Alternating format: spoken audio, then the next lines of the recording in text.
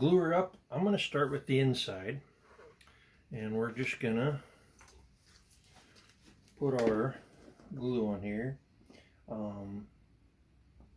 There are glues that are safer than others.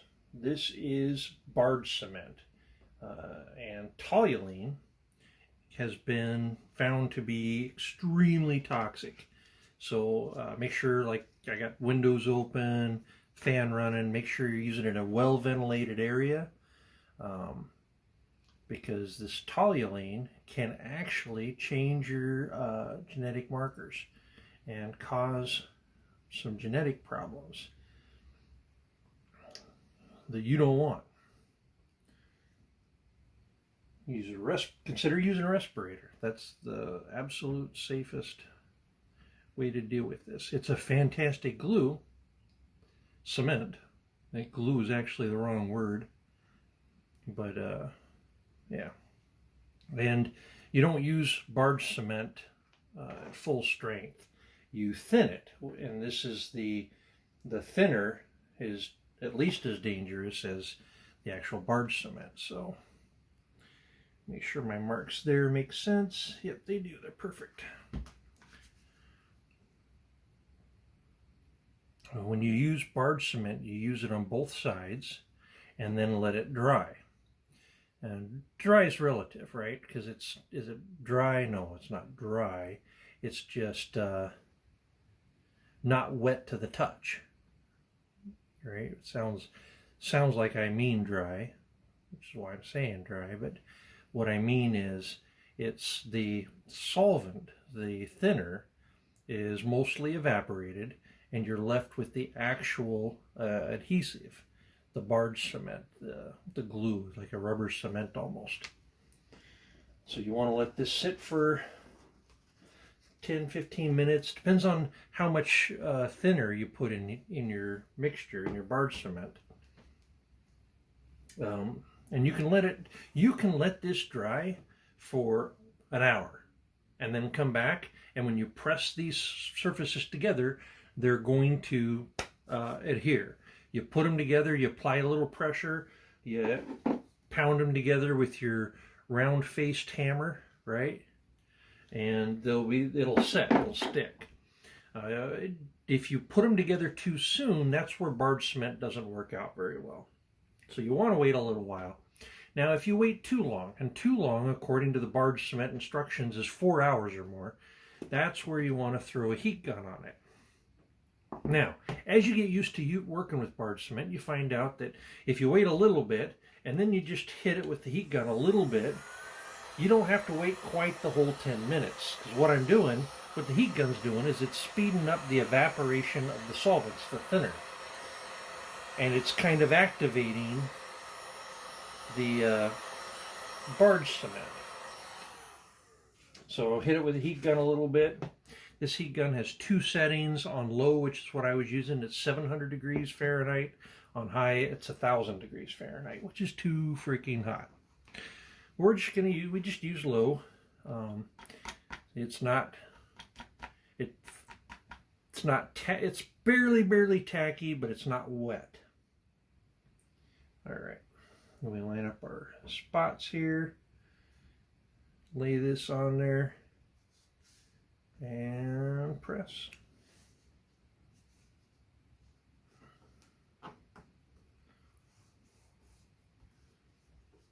I'll go ahead and do the other side while it's right here.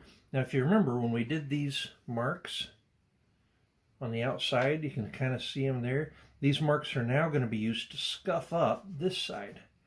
So on the finished side of the leather, you want to scuff it up pretty good to give the Barge cement something to adhere to that's not a finished surface. So we're going to scuff that up. And remember, 1/8 of an inch of this is going to get cut off. So when I'm coming in a 1/4 inch, I'm really only coming in 1/8 of an inch. So I'm basically coming right up to the stitch line. And I have room here to go further than that. I can go in as far as 3/8 of an inch total, which is a 1/4 inch after. So let's take it in a little farther, right? I can go that deep on this because that's going to leave the glue right up to the thread stitch and a little bit past. And then I can cement those.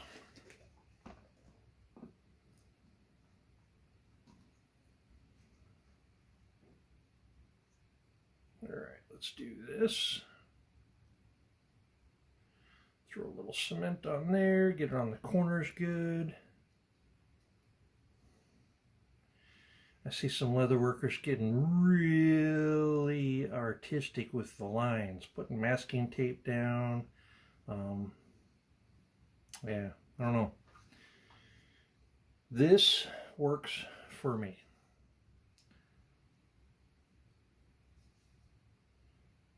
If you wanted to, you could use the wing dividers and measure out your glue lines.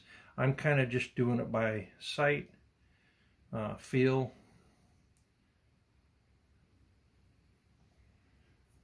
Because I know we can open back up any of those later that we need to. And this one, while that's drying, I'm going to go ahead and mark this side.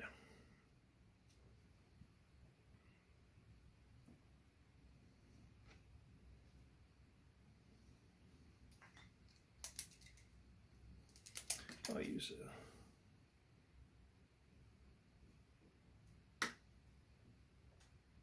I'll use that. Make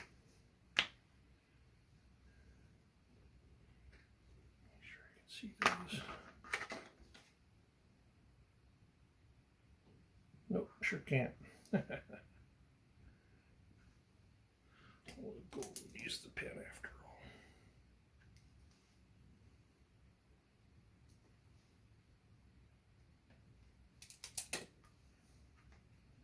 All right.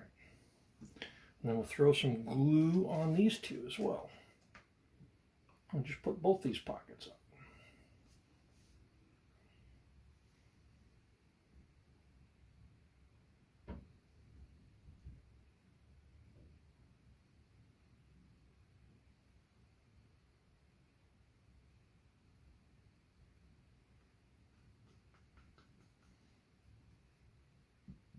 If you get glue, this barge cement on your surface, the wonderful thing is because it has to be applied to both surfaces, if it's just on one surface, you let it dry for a second and then you just wipe it off and it just comes off like that.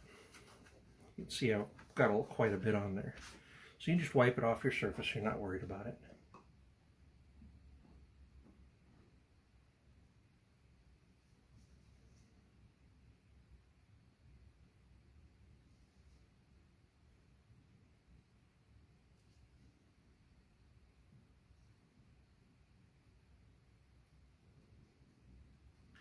All right, so while that one and this is drying, we are going to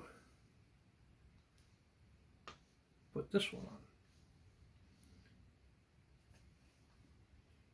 Let's hit it with a heat gun just to make sure.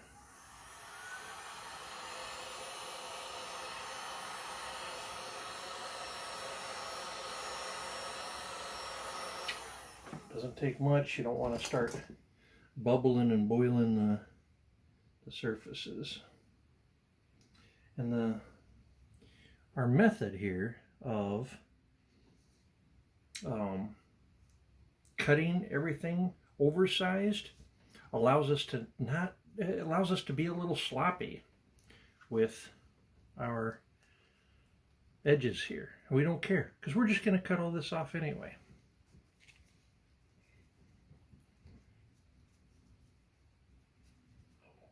So that's our double pocket. See how we're doing on this.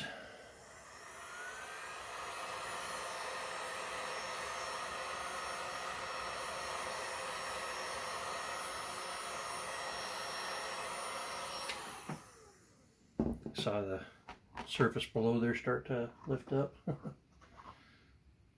have got a tad too hot. We're not too worried about exactness here, like I said. All right, now let's adhere everything, get it all pounded down.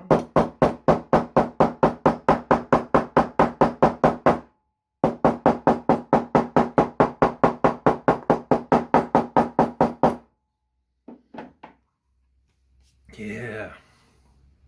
Now look at some of these scratches here. With this oil tan pull-up leather, one of the wonderful things about it is just take your thumb.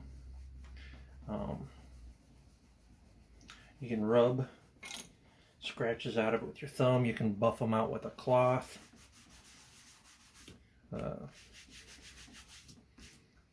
That'll shine back up.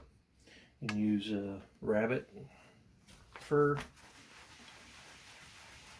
Rebuff the finished surface, and it'll look gorgeous. We'll worry more about that later. For now, let's trim this down to size.